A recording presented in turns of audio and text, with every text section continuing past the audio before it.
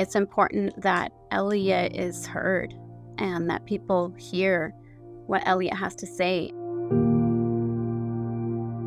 As a biracial and non-binary person, it's been hard.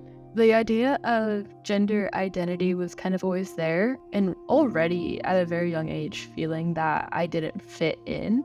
But I think that there's definitely also been the feeling of I'm not enough, I'm not black enough, or I'm not white enough, or I'm not masculine enough, or I'm not feminine enough.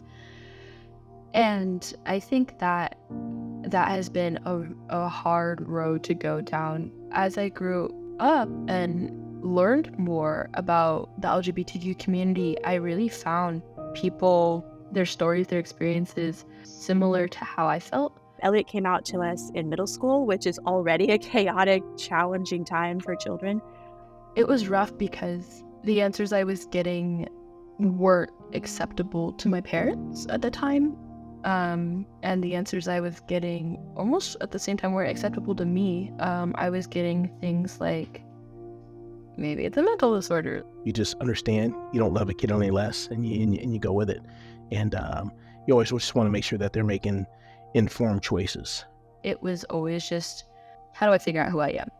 And how do I find a way to express to others in a very simple term who I am and how I feel? Let them dress.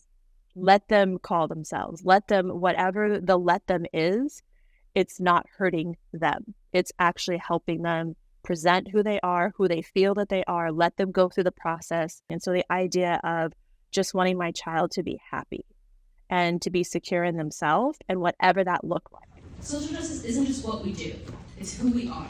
Most students are struggling with who they are and where to fit in, and that passion for social justice and that natural leadership ability is something that Elliott just is steadfast in. I think that my desire to stand up for what's right comes from not being treated well by peers.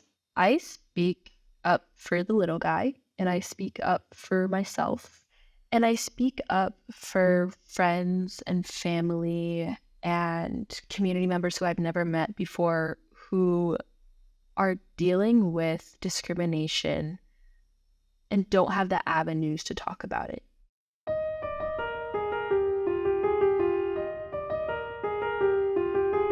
Honestly, there are students that you are just proud to have worked with, and they help you grow as an educator. And Elliott will always be one of those students. The emotional toll is huge, but at the same time, I think it's worth it because I'd much rather be in the position I am now than not doing all that research and not going through the struggle of really trying to find out who I am. And I think that's something that I would want everybody to know.